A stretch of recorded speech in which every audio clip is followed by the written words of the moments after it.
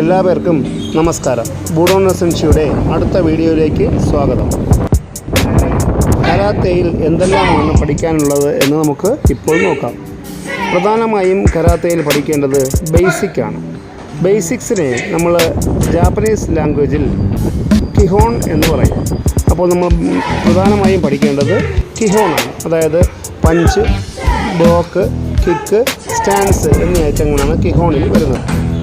അടുത്തതായി കരാത്തയിലെ ഒരു പ്രധാന ഐറ്റമാണ് കത്ത.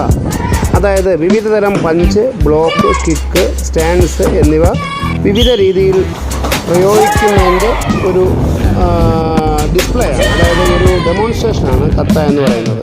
അതായത് ഒരു പ്രീ അറേഞ്ച്ഡ് ഫൈറ്റിംഗ് മൂവ്മെൻറ്റ്സ് ആണ് കത്ത എന്നറിയപ്പെടുന്നത്.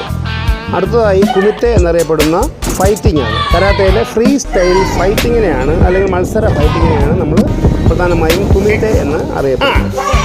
കരാത്തയെക്കുറിച്ചുള്ള കൂടുതൽ വിശദീകരണങ്ങളുമായി അടുത്ത വീഡിയോയിൽ കാണുന്നത് വരെ വണക്കം.